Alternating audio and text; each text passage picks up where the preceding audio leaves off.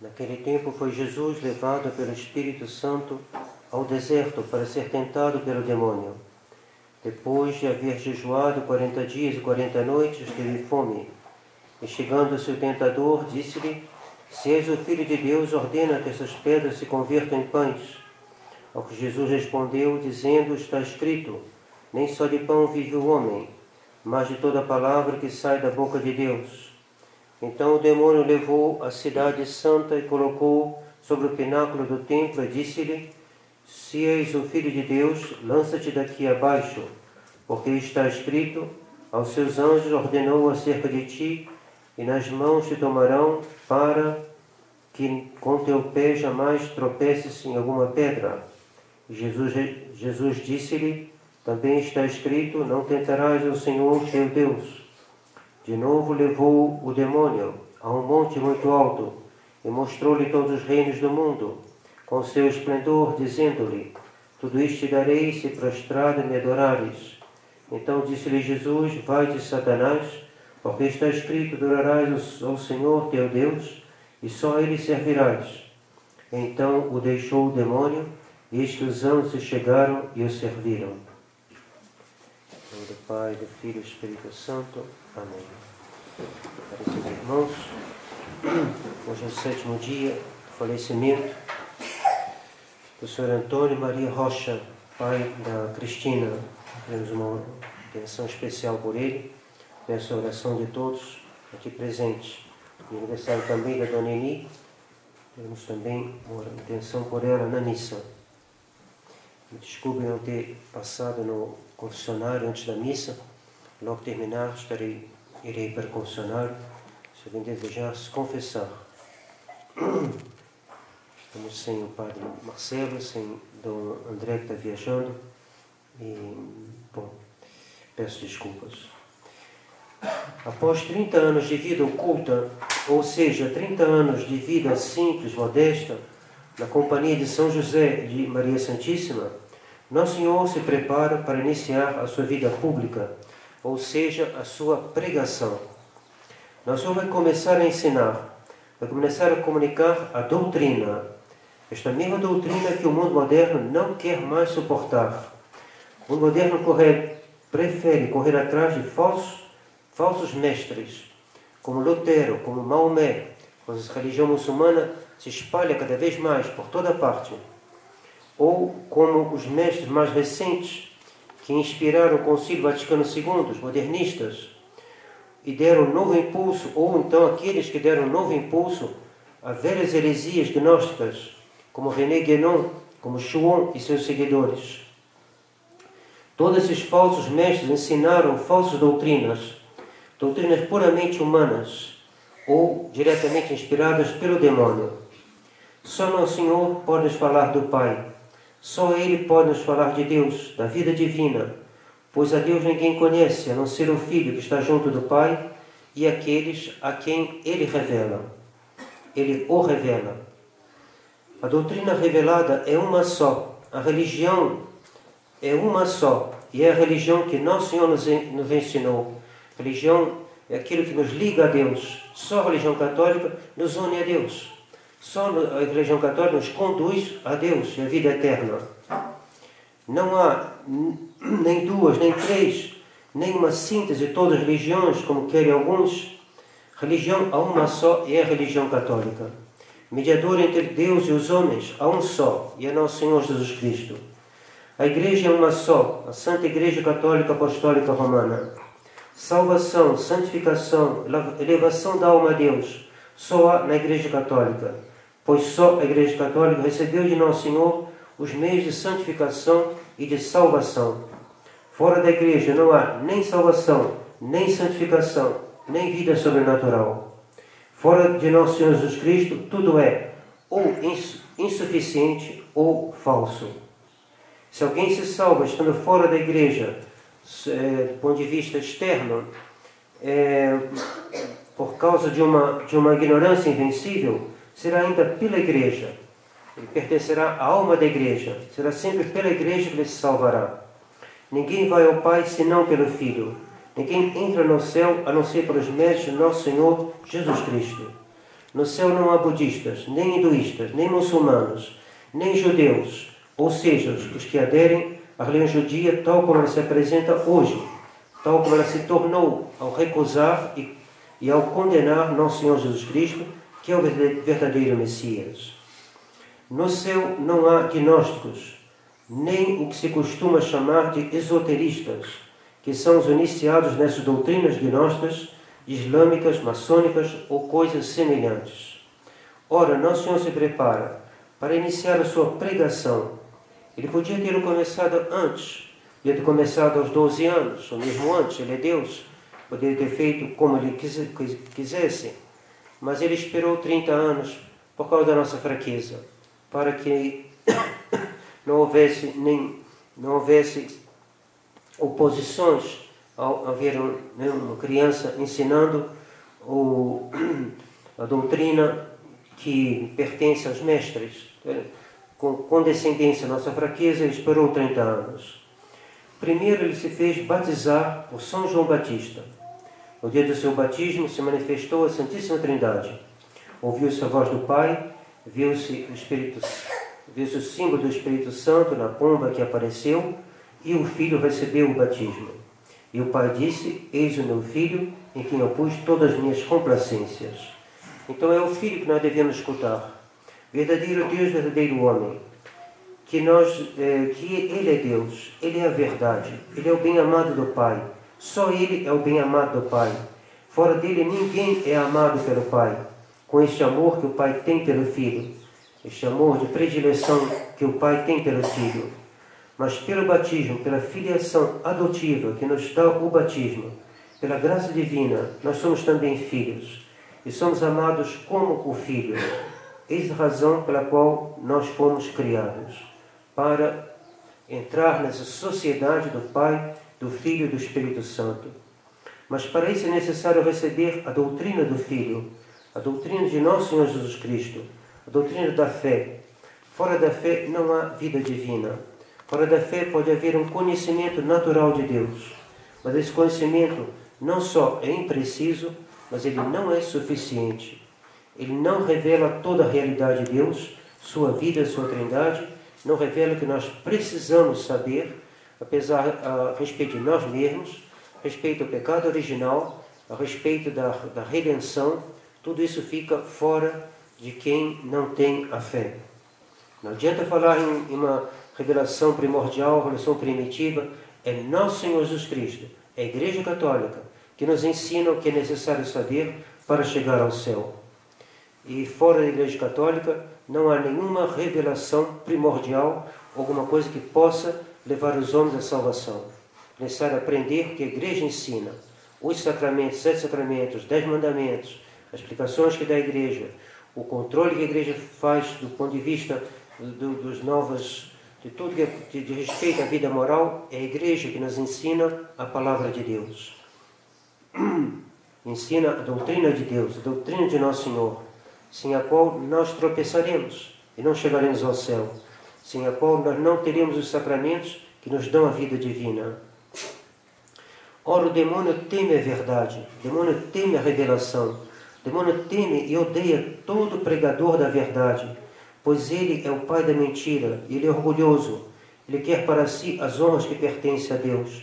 Por isso ele teme a verdade, por isso ele teme que Nosso Senhor começasse a pregar. Por isso, Nosso Senhor, antes de iniciar a sua pregação, ele enfrenta o demônio e o vence. Nosso Senhor sempre vence o demônio. Nosso Senhor nos ensina a vencê-lo pela oração e pela penitência. E a Igreja nos ensina a vencê-lo pela quaresma, com as mesmas armas que Nosso Senhor lhe deu. O Evangelho de hoje vai, pois, nos narrar esse primeiro combate singular entre Nosso Senhor Jesus Cristo e o demônio. Podemos dividir o Evangelho de hoje em 3 partes. Primeiro, um preâmbulo, depois a tentação em ela mesma, e depois a vitória de Nosso Senhor. Vamos, sobretudo, considerar esse preâmbulo, que é cheio de ensinamentos. Esse preâmbulo podemos dividir ele mesmo em 4 partes. Primeiro, o tempo, quando se deu isso. Segundo, o lugar, onde se deu isso? Terceiro, quem conduziu Nosso Senhor a este lugar? E quarta parte, por que razão Nosso Senhor foi conduzido? Vejamos uma por uma dessas 4 partes. Primeiro, o tempo. Já fizemos uma pequena alusão, nós vamos tentar aprofundar um pouco para tirar algum proveito, um maior proveito para nossas almas. Então, o tempo é Nosso Senhor acaba de ser batizado por São João Batista. Essa tentação é logo depois do batismo de Nosso Senhor. Sua filiação divina foi proclamada pelo Pai. Ora, Nosso Senhor quer nos ensinar que todo aquele que recebe o batismo será perseguido e tentado pelo demônio. Então, Nosso Senhor é tentado quando? Logo após o batismo. Os católicos são tentados quando? São tentados depois do seu batismo. E por causa do seu batismo.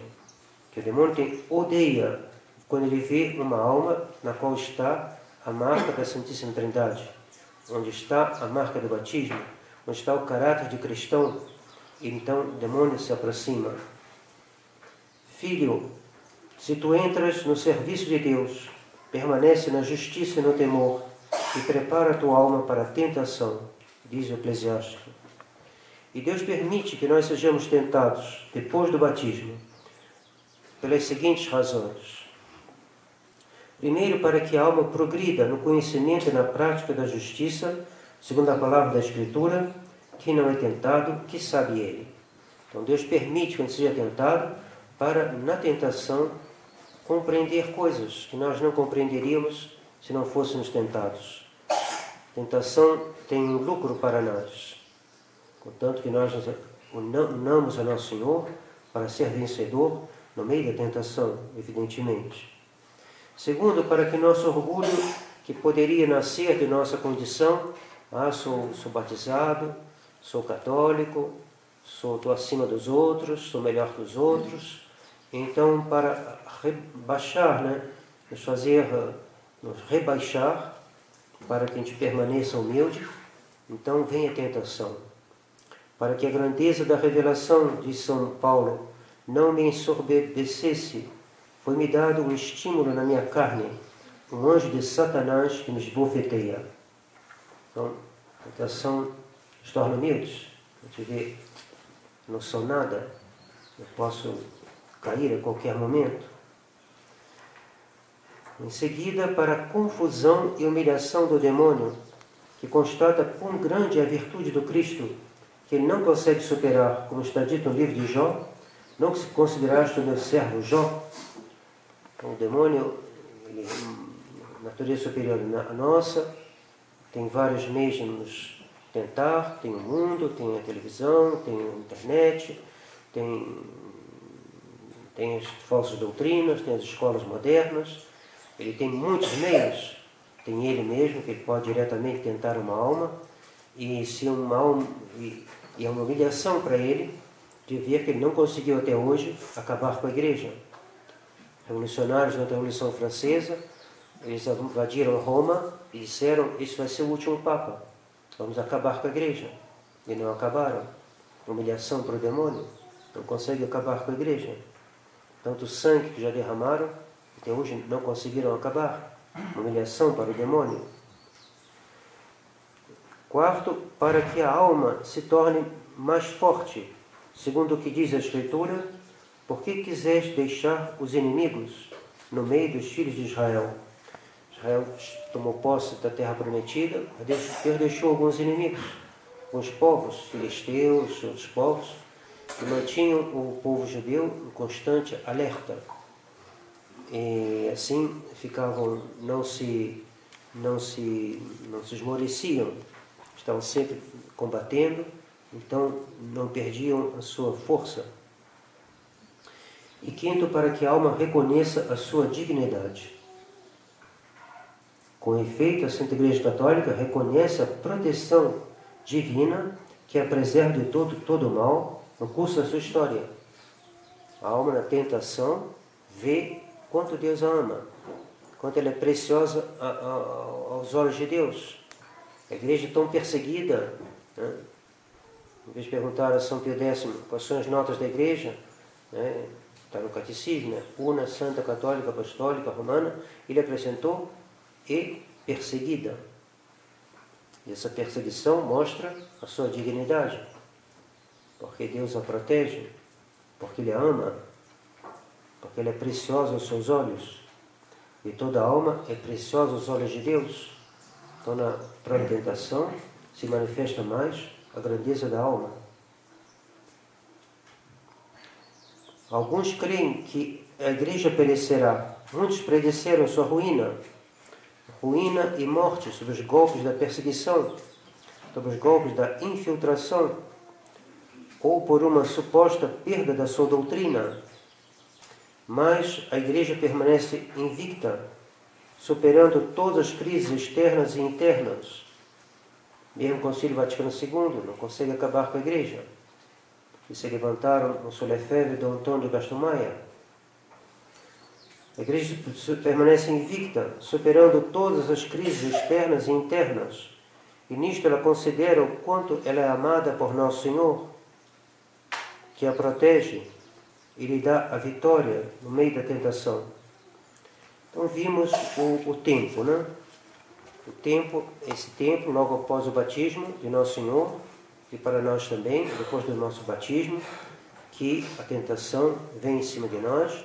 Às vezes, quando o monge alguém entra no mosteiro, São Jerônimo dizia, eu fui mais tentado no deserto do que em Roma. Ele havia deixado o mundo, foi para o deserto, na vida religiosa, e lá foi mais tentado do que quando estava no mundo, estava em Roma. Por quê? Porque a alma que se avança para perto de Deus, o demônio, por inveja, a tenta mais. Então, vimos o tempo. O tempo é o tempo depois do batismo, tanto para Nosso Senhor como para nós. Para a igreja também, batizada no Espírito Santo, né?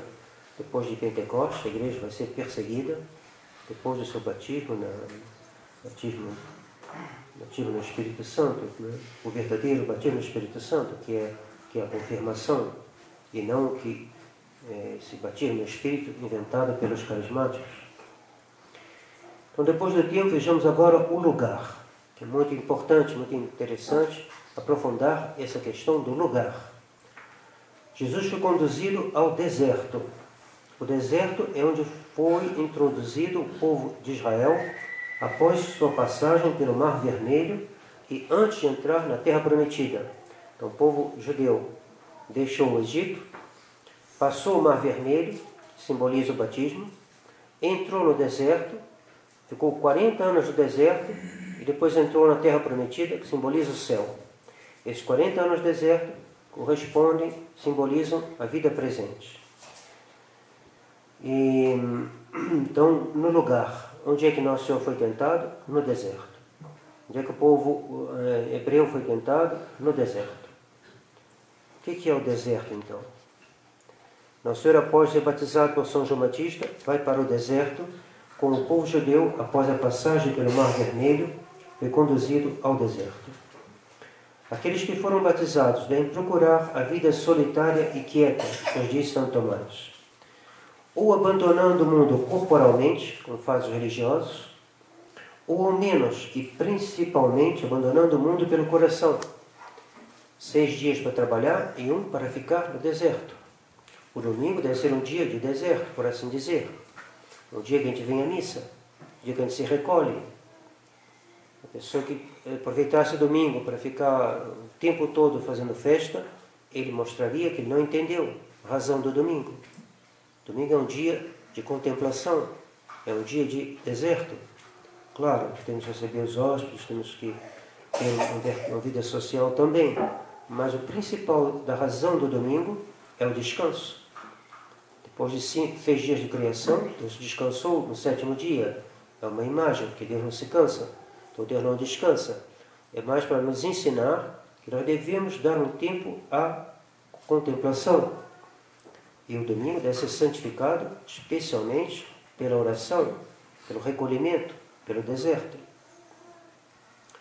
Assim como o Espírito Santo conduziu Nosso Senhor ao deserto, assim o Espírito Santo, por exemplo, conduziu Santa Teresinha de Jesus aos 14 anos. a querer entrar nesse deserto, que é a vida religiosa. Seu desejo foi tal que, apesar da sua timidez, ela falou com o bispo para pedir a permissão e depois falou com o Papa, Leão XIII. Então, um grande impulso, um desejo, uma força, né? Que leva a menina de 14 anos, que era de um natural tímida, a ir até o Papa. E, ajoelhada aos pés do Papa, pediu a sua entrada no Carmelo. Este movimento da alma que quer abandonar o mundo para ir para o deserto, para ir combater como Nosso Senhor, é um movimento infundido na alma pelo Espírito Santo, que conduz a alma a se separar, a se recolher. A gente vê algumas crianças que se recolhem, fica bem admirativo, né? Às vezes Deus que está movendo essa alma para compreender alguma coisa da doutrina de Nosso Senhor. O profeta Oséias diz: eu o conduzirei à solidão e lhe falarei ao coração. E os salmos dizem: eu me afastei fugindo e permaneci na solidão. Não uma solidão de inércia e de preguiça, mas a solidão laboriosa do combate, da contemplação e da penitência. Isso mesmo no mundo. Quem está no mundo, né? Nós estamos no mundo, mas não somos do mundo. O católico está no mundo, mas não é do mundo. O seu coração não está no mundo. Então, mesmo estando no mundo, ele tem um certo deserto, que o mundo não é a sua pátria. Que a vossa conversação esteja no céu, diz São Paulo. Então, o mundo, ele vive no mundo como num deserto. Ele deserta as coisas do mundo. Ir para o deserto é romper com os desejos da carne e do mundo, pois os que seguem esses desejos são filhos do demônio. E o demônio não precisa tentá-los. Porque o demônio vai tentar alguém que já está nas suas garras. Não precisa tentar. A pessoa já está seguindo o demônio. Não é necessário uma tentação. A tentação só é ressentida pelos que são filhos de Deus. Estes são conduzidos pelo Espírito Santo ao deserto, para serem tentados com o Cristo. E com o Cristo eles vencem o demônio. Então vimos o tempo foi depois do batismo, vimos o local, é o deserto, ao qual todo católico deve aspirar, porque o deserto é se separar do mundo, todo católico, não vivendo no mundo, deve estar separado do mundo, e traz Santa Catarina de Sena, rezava muito em casa, e tinha arrumado um lugarzinho onde ela se recolhia. A mãe ficou um pouquinho assim preocupada, achou que ela estava rezando demais e proibiu ela de ter aquele local. E ela então disse: então eu fiz para mim uma cela interior, na qual eu me recolhia no meio dos trabalhos, já que eu não podia ter um local onde ficar. Então esse deserto ela encontrou dentro de si mesma. Fez para si mesma uma cela interior. Então todo católico tem esse movimento. O Espírito Santo move o católico, e o católico deve seguir esse movimento de separação com o espírito do mundo. Agora vamos ver quem conduz Nosso Senhor ao deserto. Quem conduz Nosso Senhor ao deserto é o Espírito Santo. Nós poderíamos perguntar: aquele que conduz não é superior àquele que é conduzido? Quando se trata de uma ordem, sim. Quando se trata de uma sugestão, né, de uma proposição, não. Mas podemos também considerar que Nosso Senhor é Deus e homem. Enquanto Deus ele é igual ao Espírito Santo, enquanto o homem ele é inferior ao Pai e ao Espírito Santo. A natureza humana é inferior à sua própria natureza divina. Então, enquanto o homem ele pode ser movido pelo Espírito Santo.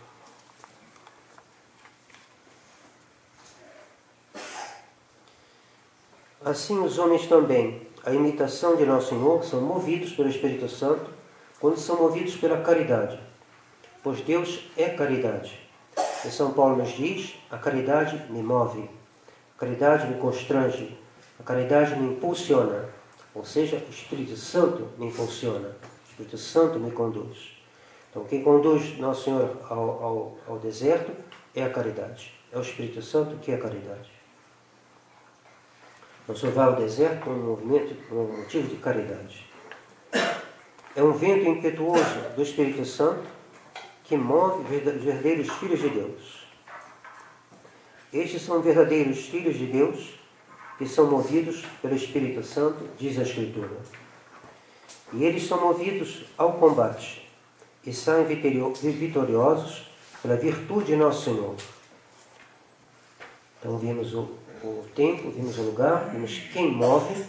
Agora vamos ver por que razão o Espírito Santo move Nosso Senhor.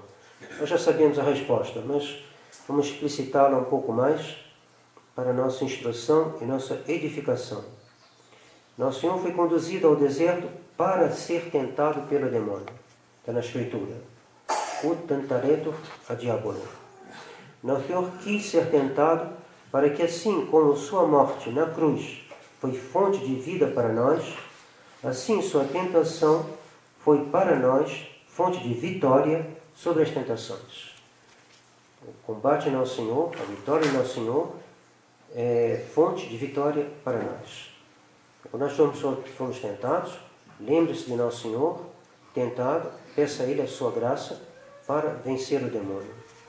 E procure ver como Ele fez para vencer, e os senhores vencerão também, com a sua ajuda e com o seu exemplo. São Paulo nos diz, não temos um pontífice que não possa compadecer-se de nossas enfermidades. Com efeito, Ele foi tentado em tudo. Tudo Ele foi tentado, tal como nós, exceto o pecado. Só nos resta considerar agora a tentação, ela mesma, e a vitória de Nosso Senhor. Vamos resumir. Então, toda tentação tem 3 etapas. Primeiro, a sugestão, que é externa, ao que vem de fora, a sugestão. Se a pessoa já está no pecado e vive no pecado, não precisa ser tentada, já vive no pecado. A pessoa está de graça, filha de Deus, traz a graça do seu batismo, então traz a graça da última confissão bem feita, ela será tentada. Porque o demônio tem inveja dela, o demônio quer derrubá-la. Ou então também pode tentá-la para cair mais baixo ainda. Mas então, quando o demônio vem nos tentar, ela vem de fora, que é um outro ser, é o demônio. Então, a alma é uma coisa, o demônio é outra, então a tentação vem de um outro, que é o demônio. Então ela é externa a nós. Depois, o primeiro ponto. Segundo, a deleitação, que é interna. E terceiro, consentimento. Tanto deleitação como consentimento, evidentemente, Nosso Senhor não podia ter. Consentimento consuma o pecado, mas deleitação já é um começo de pecado. Nosso Senhor não podia, não tem nenhum nem outro, evidentemente. Mas Ele pode ter a sugestão. Então o demônio vem sugerir algo para fazê-lo cair no pecado. 3 tentações, de gula, de vanglória e de cobiça, de ambição. Através dessas 3 tentações, o demônio nos leva a outras piores. O que ele quer é a morte das almas. A Adão e a Eva, ele mostrou o fruto com belo aspecto e com uma aparência de ser apetitoso. É a gula, mas o que ele queria era que Adão e Eva caíssem mais fundo em pecados espirituais, de soberba, de ambição. Assim o demônio queria a adoração que ele pede ao mundo moderno, a adoração que lhe é prestada de maneira apavorante em certas iniciações demoníacas. Mas Nosso Senhor vai vencer o demônio e vai expulsá-lo da sua presença, dizendo, só a Deus adorarás. Eis o que Dom Lefebvre e Dom Antônio Castelmayer lembraram ao Papa João Paulo II, quando ele fez a reunião de todos os representantes, ou menos representantes de várias religiões, em Assis, esse encontro ecumênico, tantas vezes repetido em seguida. Eles disseram ao Papa que isto é um pecado contra o primeiro mandamento, que diz, só a Deus adorarás. Que Deus? O Deus de Maomé? Claro que não. O verdadeiro Deus. Só a Deus adorarás e só adorarás o verdadeiro Deus. Pecado contra o primeiro mandamento. Primeiro mandamento que Nosso Senhor lembra ao demônio e o vence e o expulsa. Vade Satana. Só Deus, ou seja, só o verdadeiro Deus, uno e trino, Pai, Filho e Espírito Santo, adorarás e servirás.